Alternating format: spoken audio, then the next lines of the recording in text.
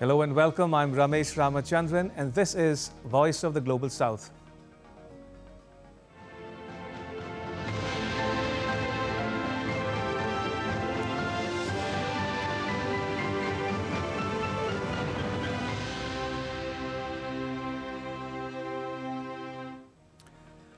All right, then let's get started. On the show this week, heightened tensions in the Himalayas. Shaksgam Valley is back in the spotlight, sparking a fresh India-China face-off.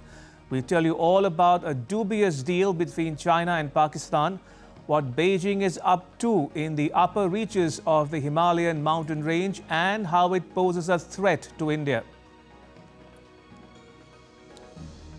Can Trump do another Operation Ajax and effect a regime change in Iran? And how an Islamic NATO is in the works after Turkey reveals plans to join a military alliance with Pakistan and Saudi Arabia.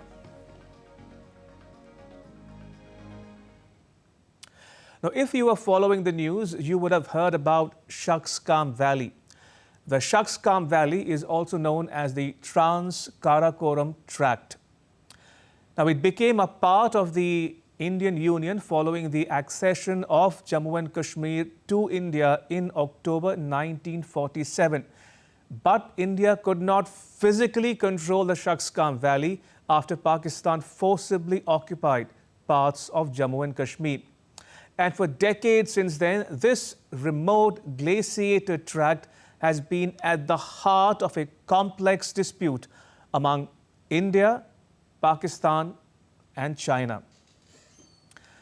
So why is it resurfacing now?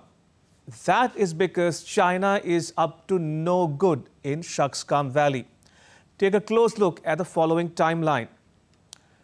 On 4th January, China and Pakistan officially agreed on the contours of the second phase of the China-Pakistan Economic Corridor. The CPEC is an offshoot of China's Belt and Road Initiative. The announcement was made towards the end of Pakistan's Deputy Prime Minister and Foreign Minister Ishaq Dar's visit to China.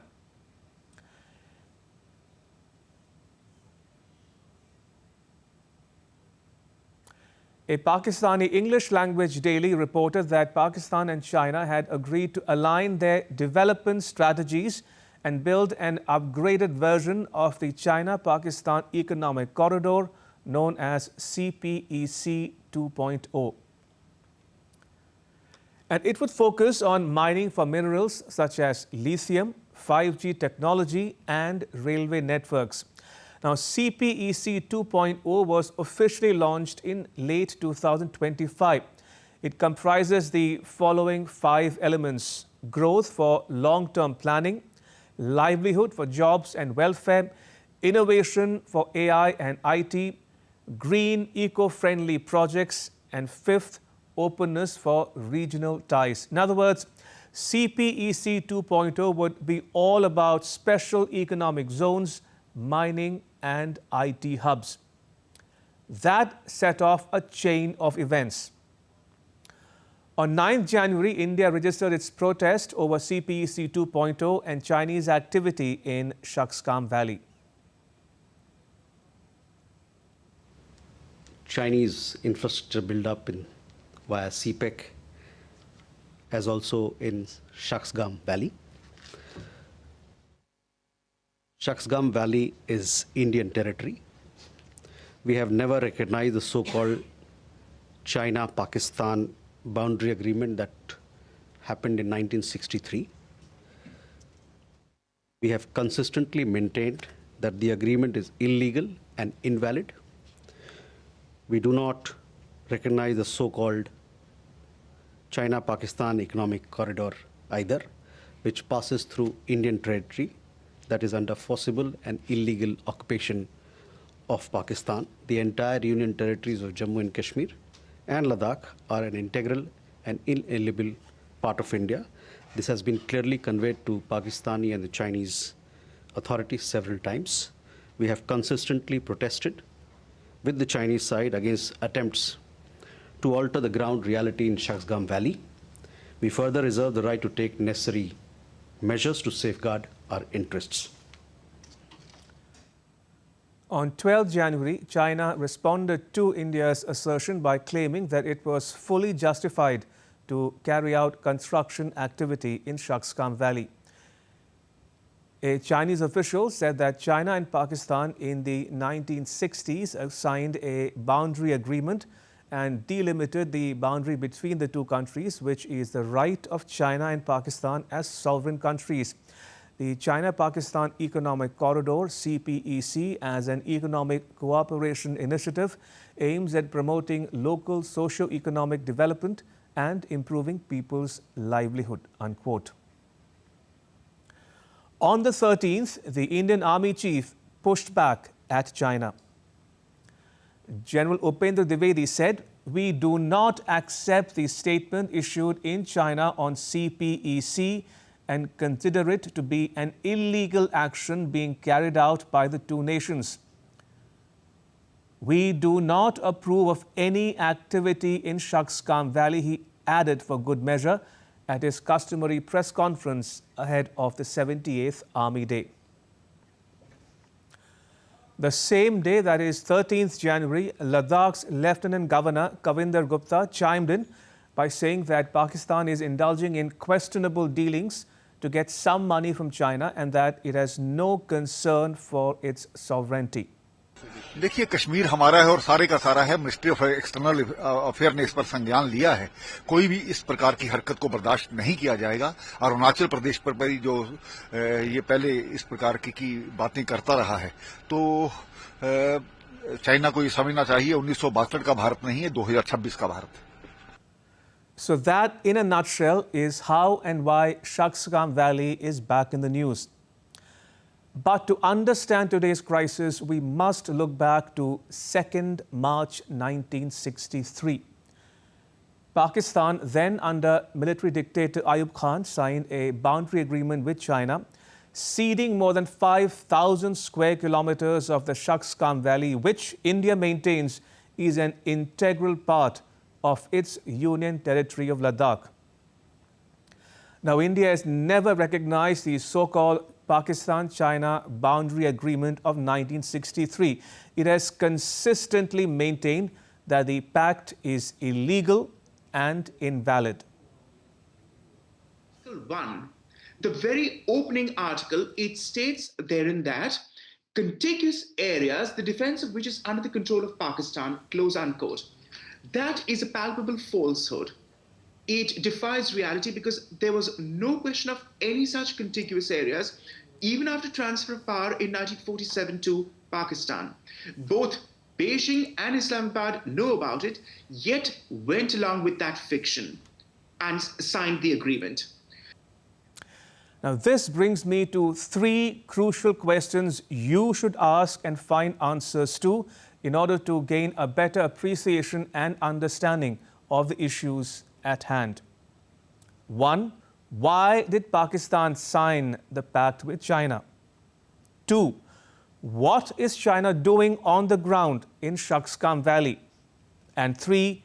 How does it affect India? Let's start with the first question first. Signing the pact served Pakistan's 2 purposes. 1.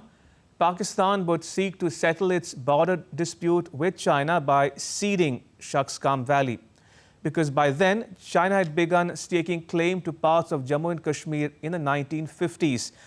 In fact, Chinese troops had entered Hunza Valley in 1953. So from Pakistan's perspective, the pact would strengthen its ties with China and allow its military to focus on its eastern front with India. And 2, Pakistan could poke at India's vulnerabilities. Remember, at the time, India was still recovering from the 1962 war with China. Pakistan saw an opportunity to forge an alliance with China in order to counter India. So the 1963 pact was without doubt an opportunistic move by Pakistan. As relations between India and China worsened in the late 1950s, Pakistani military dictator Ayub Khan sensed an opportunity to appease China in order to further provoke India. Sujan Chinoy is the Director General of the Manohar Parrikar Institute for Defence Studies and Analysis. It's an Indian government-funded think tank headquartered in New Delhi. Chinoy says that Ayub Khan, spotting an opportunity in the rapidly deteriorating India-China ties in the late 1950s, decided instead to pander to the Chinese.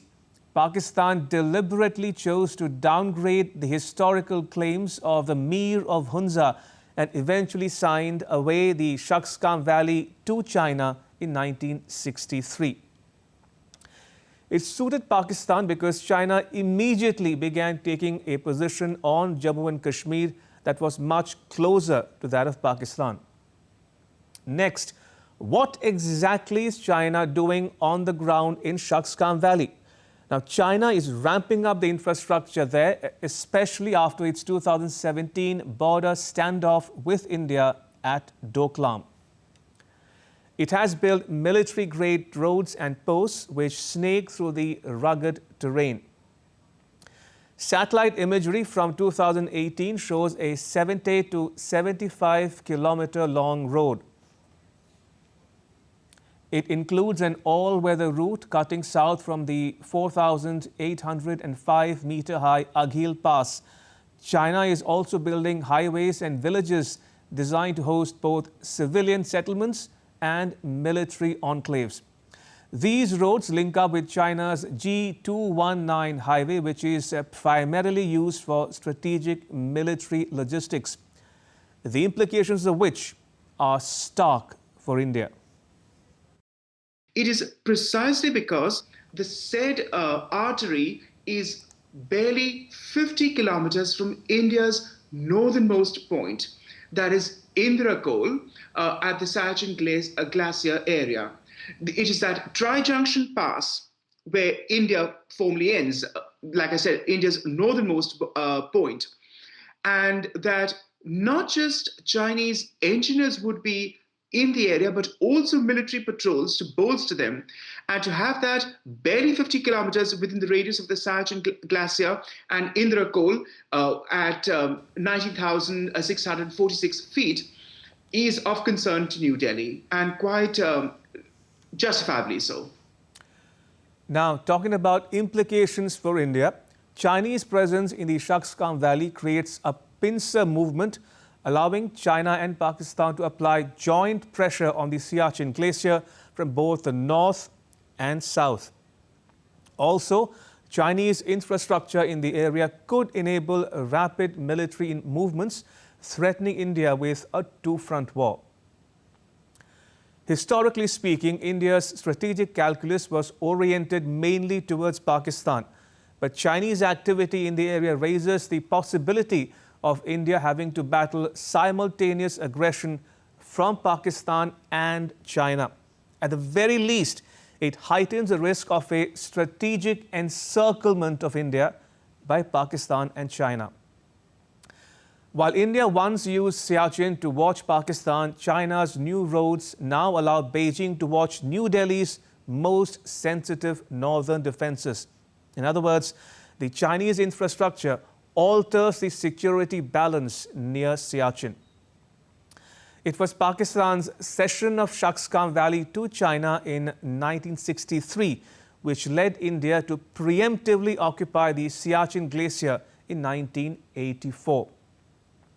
It was framed as an operation to prevent Pakistan and China from establishing a joint military presence or consolidating control over the area. By all accounts, the 1963 China-Pakistan Pact on Shaksgam Valley is illegal and invalid. So that settles the legality aspect of it. Now look at the hypocrisy of it all on the part of both Pakistan and China. Pakistan hives off the very land that it claims to covet. As a scholar of law put it, Pakistan cannot be legally allowed to argue from one side that it still believes in the self-determination of the people of Jammu and Kashmir, But on the other side, that Pakistan may conclude an international agreement with a third country ceding a substantial territorial part of Jammu and Kashmir to China. Now look at China's hypocrisy. The Chinese are quick to slam all and sundry for actions that it claims infringe on its territorial integrity. Tibet and Taiwan are a case in point. But it has no qualms encroaching on land that is justifiably India's. So much for China's claims of non-interference in the internal affairs of other countries and being a responsible nation. The US says all options are on the table insofar as Iran is concerned. It comes amid reports that thousands of Iranians were killed in nationwide demonstrations over economic hardship. The unfolding crisis has revived historical comparisons to Operation Ajax of 1953 that overthrew Iran's democratically elected Prime Minister Mohammad Mossadegh and restored Mohammad Reza Pahlavi to absolute power. Today, analysts are asking whether Operation Ajax 2.0 could be in the making and whether the US might play a role in supporting the return of the exiled Crown Prince Reza Pahlavi. Aman Kumar Himanshu reports. At least 2,000 people, if not more, have been killed in Iran following nationwide protests over soaring inflation and the rising cost of food and essential commodities. US President Donald Trump asked Iranian protesters to continue their stir, assuring them that help was on the way. "Save the names of the killers and abusers. They will pay a big price," he said. The Iranian regime's crackdown on protesters has raised fears of a possible US-backed intervention, dubbed Operation Ajax 2.0. Operation Ajax refers to a 1953 US-sponsored coup that overthrew Iran's elected Prime Minister Mohammad Mossadegh. The 1953 coup was triggered by a struggle over energy resources, a dynamic echoed in today's protests over economic hardship.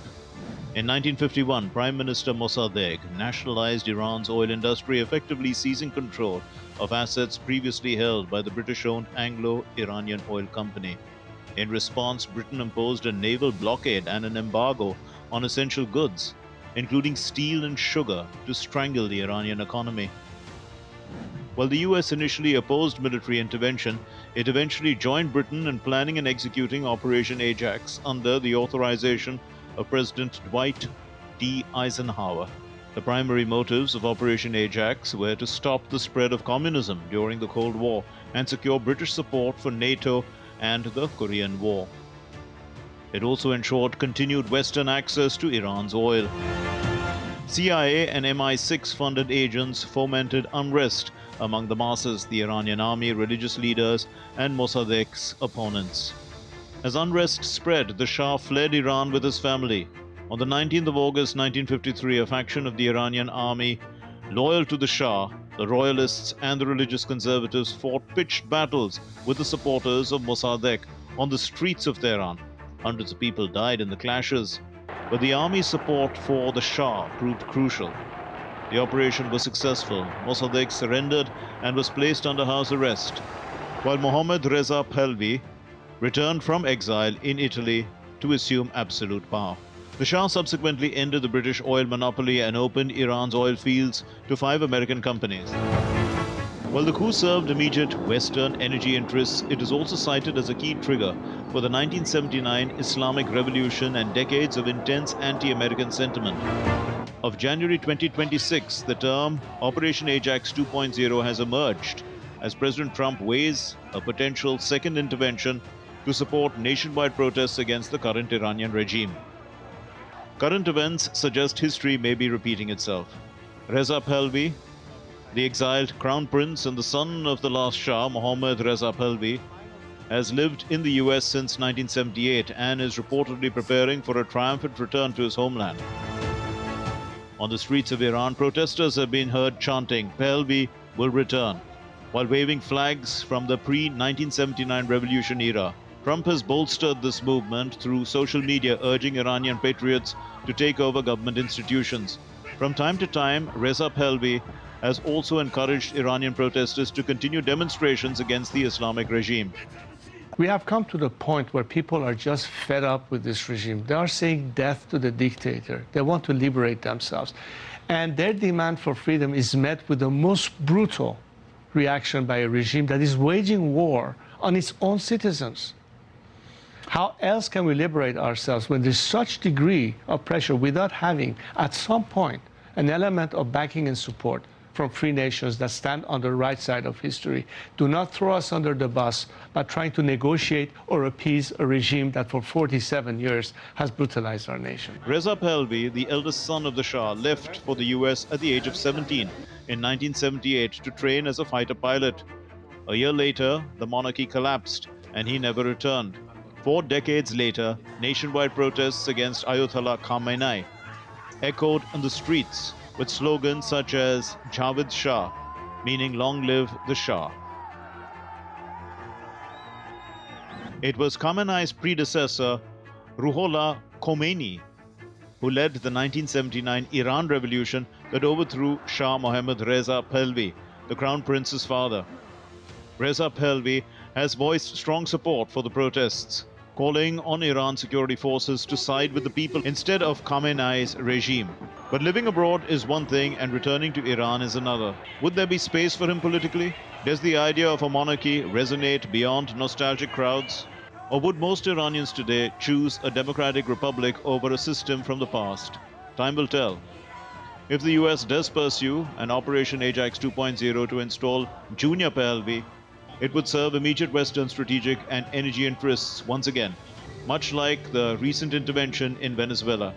But history has shown that external interference in Iran often produces the opposite of the intended result, potentially fueling another cycle of anti-Western sentiment for generations to come. Aman Kumar Himanshu's report for DD India.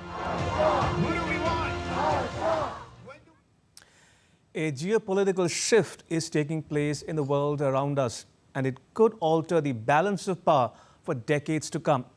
A clandestine but crucial military triangle is taking shape among Turkey, Pakistan and Saudi Arabia, which is being billed as Islamic NATO. The seriousness of this alliance can be gauged from the fact that it will operate on the lines of NATO's Article 5, meaning that an attack on one country will be considered an attack on all. To be sure, this is not a new idea. Similar alliances were formed in the past, but all eventually collapsed. Aman Kumar Himanshu examines whether this latest move at forging a new alliance will survive or meet the fate of its predecessors. Turkey says that it is in advanced talks to join a Saudi Arabia-Pakistan security arrangement that mirrors NATO's collective defense framework. Bloomberg News Agency reported that Turkey and Saudi Arabia share a long-standing concern over Iran, while Pakistan's border with both Afghanistan and India have flared up over the past year. The proposed alliance brings together 3 distinct pillars of power. Saudi Arabia would give the financial backing and strategic heft to fund the defense initiatives. Pakistan would contribute its nuclear deterrent and ballistic missile capabilities, positioning itself as the only Islamic nuclear power. And Turkey would offer operational military expertise and a rapidly growing defense industry. Turkey's involvement is particularly significant, given its membership of the transatlantic NATO alliance. It hosts the alliance's second largest military after the US. The idea of a so-called Islamic NATO gained traction last year after Egypt floated a NATO-style joint task force at the emergency summit of the Arab League and the Organization of Islamic Cooperation. Around the same time, the Gulf Cooperation Council reaffirmed a clause that requires states to treat an attack on any member as an attack on all. Iraq's Prime Minister Mohammad Shia al-Sudani has expressed support for a collective approach to regional security. The question is, why does Turkey want to join the pact, given that it is already a member of NATO? Turkey could be looking for insurance amid uncertainty over US President Donald Trump's commitment to the NATO alliance. It also seeks a growing strategic overlap with Saudi Arabia and Pakistan across West Asia, South Asia, and parts of Africa. Several other factors are driving the momentum behind the bloc. One is the rising doubt over US's willingness to maintain traditional security guarantees. Another is the intensification of regional crisis. Israel's surprise strike in Qatar's capital Doha targeting Hamas leaders has pushed many in the Islamic world to rethink how they define allies and adversaries. And then there are shared strategic interests. Turkey, Saudi Arabia and Pakistan have shared concerns over Iran. For now, they prefer diplomacy over military confrontation. But the shift highlights how fast the region's political landscape is changing. The new alliance is already seeing practical military cooperation. Turkey is constructing corvette warships for the Pakistan Navy. It has modernized many of Pakistan's F-16 fighter jets. Furthermore, Ankara is sharing advanced drone technology with both Riyadh and Islamabad and has invited them to participate in its current fifth-generation fighter jet program. But some analysts remain skeptical that a fully integrated Islamic NATO will ever materialize. They argue that a rigid NATO-style alliance is unrealistic because it might tie Gulf states to regional wars that do not directly serve their national interests. The idea of a regional defense alliance is not new. Multiple attempts have been made since the Second World War to create NATO-style security structures in West Asia. In 1950, the Arab League member states signed a defense pact whose language closely mirrored NATO's Article 5 when it comes to collective self-defense. Around the same time, Britain tried to integrate regional states into NATO's orbit through the so-called Middle East Command and later the Middle East Defense Organization, both of which ultimately failed. In 1955, Iraq and Turkey launched the Baghdad Pact, officially known as the Middle East Treaty Organization. It was later joined by Iran, Pakistan and the UK. Yet the pact struggled to function and began to unravel when Iraq withdrew in 1958 before dissolving entirely in 1979. Parallelly, similar efforts continued in the Gulf. The Gulf Cooperation Council has worked towards military integration since 1982, starting with the creation of the Peninsula Shield Force. In 2000, it adopted a NATO-style collective defense clause, which was institutionalized through a defense council. But alliances in the region have routinely faltered under stress. The Arab League failed to agree on collective action during the conflicts in Lebanon in 1982, Libya in 1986, Kuwait in 1990, and Iraq in 1991, and again in 2003. The concept resurfaced again in December 2015 when Saudi Arabia announced a 34-nation Islamic military coalition to combat terrorism. While the announcement generated headlines, the organization never developed into a functioning alliance with real command and control mechanisms. Still, the persistence of these coalition initiatives speaks to a recurring strategic logic.